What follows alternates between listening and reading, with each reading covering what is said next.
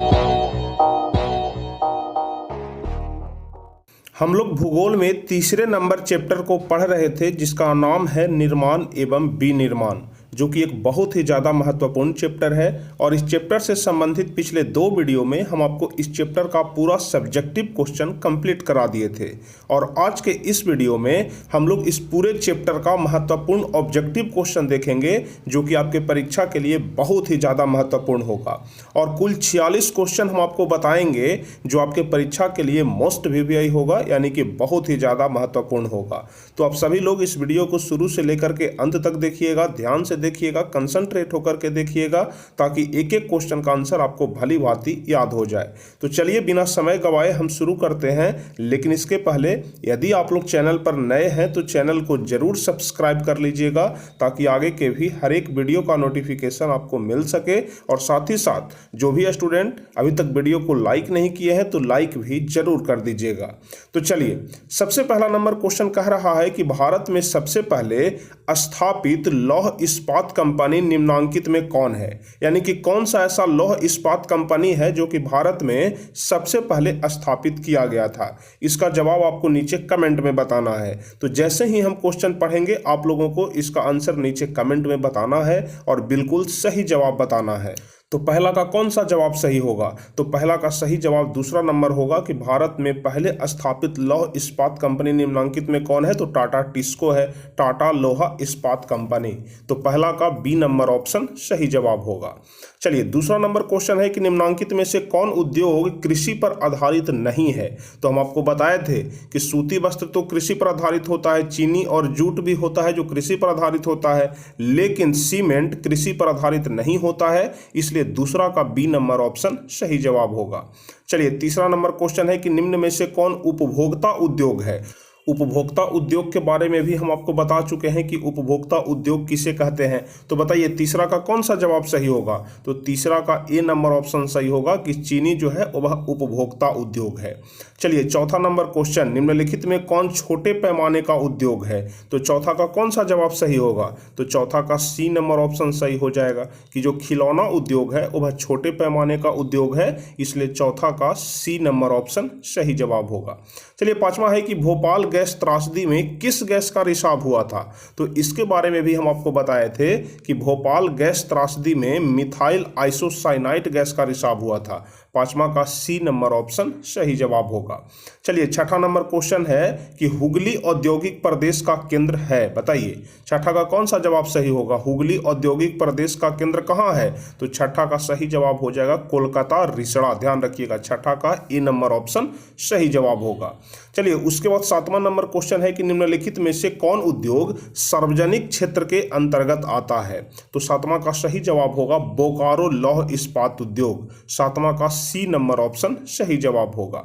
चलिए, आठवां number question है कि पहली आधुनिक सूती मिल मुंबई में स्थापित की गई थी, क्योंकि तो क्यों स्थापित किया गया था मुंबई में? तो क्योंकि मुंबई एक पतन है, वहाँ बंदरगाह का सुविधा है, और इसके अलावा यह कपास उत्पादक क्षेत्र के निकट है। और आप सभी लोग जानते हैं कि सूती वस्त्र के लिए कच्चे माल के रूप में कपास का ही उपयोग किया जाता है, तो वहाँ पर कच्चा माल भी मिल जाता था, और प्लस में मुंबई में पूंजी का भी साधन उपलब्ध था, इसलिए यह तीनों चीज मौजूद था। तो आठवां का डी नंबर ऑप्शन सही जवाब होगा। चलिए, नौवां नंबर क्वेश्चन है कि सिंदरी कहाँ स्थित है। तो नौवां का सही जवाब हो जाएगा झारखंड में। ध्यान रखिएगा, नौवां का बी नंबर ऑप्शन सही जवाब होगा। हम जैसे ही क्वेश्चन पढ़ेंगे आप लोग नीचे कमेंट में इसका जवाब बताइएगा या फिर लाइव चैट में। और अभी तक जो भी स्टूडेंट वीडियो को लाइक नहीं किए हैं तो कृपया करके आप सभी लोग वीडियो को लाइक जरूर कर दीजिए जल्दी से, और हो सके तो अपने दोस्तों के पास अपने ग्रुप्स में शेयर भी कर दीजिए। चलिए, 10वां नंबर क्वेश्चन कह रहा है कि चीनी उत्पादन में अग्रणी राज्य कौन है। तो 10वां का सही जवाब कौन सा होगा?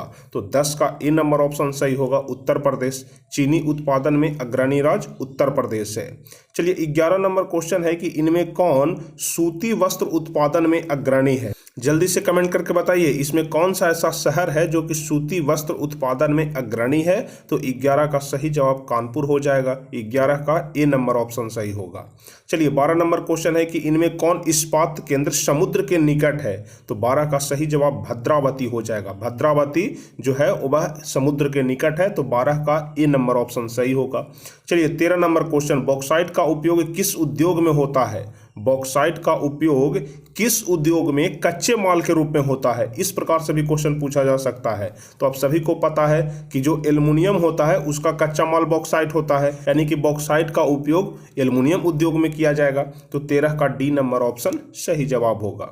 चलिए 14 नंबर क्वेश्चन, चूना पत्थर का उपयोग किस उद्योग में होता है? यहाँ पर चूना पत्थर हो जाएगा। चूना पत्थर का उपयोग किस उद्योग में होता है? तो आपको हम बता चुके हैं कि सीमेंट का कच्चा माल है चूना पत्थर, यानी कि चूना पत्थर का उपयोग सीमेंट उद्योग में होगा। तो 14 का बी नंबर ऑप्शन सही जवाब होगा। चलिए 15 नंबर क्वेश्चन, भारत में जूट के कितने कारखाने हैं? तो 15 का सही जवाब 77 यानी कि 77 हो जाएगा। 15 का ए नंबर ऑप्शन सही होगा। चलिए 16 नंबर क्वेश्चन कह रहा है कि अंगोरा ऊन किस जानवर के रोए से बनाया जाता है? तो यह वाला क्वेश्चन भी बहुत ज़्यादा महत्वपूर्ण है। आप लोग ध्यान रखिएगा कि जो अंगोरा ऊन होता है वह खरगोश के रोआ से बनाया जाता है। 16 का बी नंबर ऑप्शन सही जवाब होगा, जो कि एक बहुत ही महंगा ऊन होता है। चलिए 17 नंबर क्वेश्चन कह रहा है कि पश्मीना ऊन किस जानवर के रोए से बनाया जाता है? तो ध्यान रखिएगा कि पश्मीना ऊन जो है वह पश्मीना भेड़ के रोए से बनता है, इसलिए 17 का ए नंबर ऑप्शन सही होगा। चलिए 18 नंबर क्वेश्चन, भारत में तांबा गलाने का आधुनिक कारखाना सबसे पहले कहाँ खुला? तो 18 का सही जवाब हो जाएगा घाटशिला। 18 का सी नंबर ऑप्शन सही होगा। चलिए 19वां नंबर क्वेश्चन है कि कहाँ का रेलवे वर्कशॉप एशिया में सबसे पुराना है? तो 19 का सही जवाब कौन सा होगा? तो ध्यान रखिएगा कि जो जमालपुर रेलवे वर्कशॉप है वह एशिया में सबसे पुराना है, यानी कि डी नंबर ऑप्शन सही जवाब होगा। चलिए 20वां नंबर क्वेश्चन, भारत का कौन सा नगर इलेक्ट्रॉनिक उद्योग की राजधानी है? इलेक्ट्रॉनिक उद्योग की राजधानी किस नगर को कहा जाता है? तो ध्यान रखिएगा बेंगलुरु को इलेक्ट्रॉनिक उद्योग की राजधानी कहा जाता है। 20 का बी नंबर ऑप्शन सही जवाब होगा।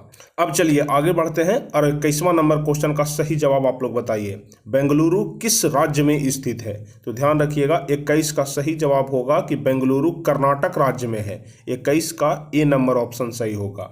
या जितने सारे भी क्वेश्चन हम आपको बता रहे हैं इसी प्रकार के क्वेश्चन आपके परीक्षा में पूछे जाएंगे और बहुत सारे क्वेश्चन इसमें से भी पूछे जाएंगे, यानी कि सारे क्वेश्चन आपके लिए मोस्ट वीवीआई ऑब्जेक्टिव क्वेश्चन हैं। इसलिए आप लोग ध्यान से एक एक क्वेश्चन को याद कर लीजिएगा। चलिए 22वां नंबर क्वेश्चन, भारत में पहला उर्वरक संयंत्र कहाँ स्थापित किया गया था? तो 22 का सही जवाब हो जाएगा रानीपेट में। 22 का सी नंबर ऑप्शन सही होगा। चलिए 23वां number question, Hindustan aeronautics India limited कहाँ पर स्थित है? तो 23 का सही जवाब बेंगलुरु ही हो जाएगा। ध्यान रखिएगा Hindustan aeronautic India limited Bengaluru में स्थित है। चलिए 24 नंबर क्वेश्चन, दमघोंटू गैस निम्नांकित में किस गैस को कहा जाता है? तो आप सभी लोग जानते हैं कि कार्बन मोनोऑक्साइड को दमघोंटू गैस कहा जाता है या फिर जानलेवा गैस भी कहा जाता है। तो 24 का सही जवाब डी नंबर ऑप्शन सही हो जाएगा, कार्बन मोनोऑक्साइड। चलिए 25वां नंबर क्वेश्चन, सलेम किस राज्य में स्थित है? सलेम बताइए जल्दी से आप लोग। तो 25 का सही जवाब हो जाएगा तमिलनाडु। सलेम तमिलनाडु में स्थित है।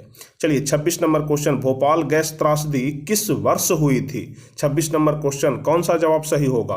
तो आप सभी लोग ध्यान रखिएगा कि जो भोपाल गैस त्रासदी हुई थी, यानी कि जब भोपाल में मिथाइल आइसोसाइनाइट गैस का रिसाव किस वर्ष हुआ था? तो 1984 में। 26 का बी नंबर ऑप्शन सही होगा। चलिए 27वां नंबर क्वेश्चन, इनमें कौन उद्योगों की स्थिति का प्रभाव कारक नहीं है? ध्यान से आप लोग इसका जवाब बताइए, इनमें कौन उद्योगों की स्थिति प्रभाव कारक नहीं है? तो 27 का ए नंबर ऑप्शन सही होगा, जनसंख्या। अब 28वां नंबर क्वेश्चन बताइए, टिस्को की स्थापना किस वर्ष की गई थी? तो 28 का सही जवाब हो जाएगा 1907 ईस्वी। 28 का सी नंबर ऑप्शन सही जवाब होगा। अब चलिए 29 नंबर क्वेश्चन कह रहा है कि भारत में कॉटन पॉलिश किस नगर को कहा जाता है?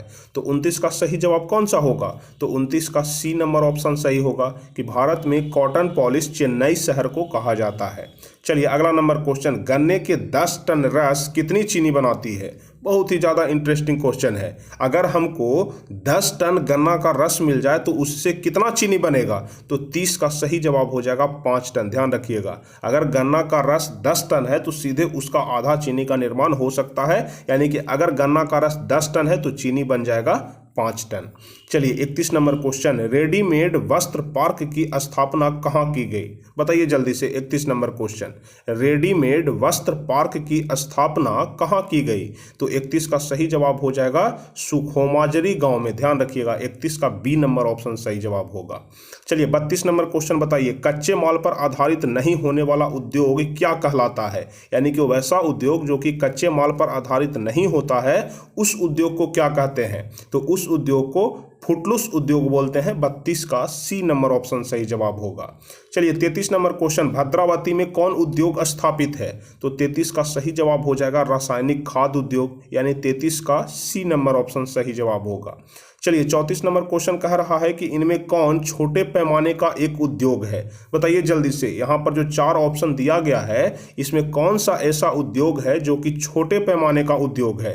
तो 34 का सही जवाब हो जाएगा गुण उद्योग, यानी कि 34 का सी नंबर ऑप्शन सही जवाब होगा। चलिए 35 नंबर क्वेश्चन, जूट उद्योग के सबसे अधिक कारखाने कहाँ मिलते हैं? तो 35 का सही जवाब हो जाएगा महानदी तट पर, यानी 35 का डी नंबर ऑप्शन सही जवाब होगा।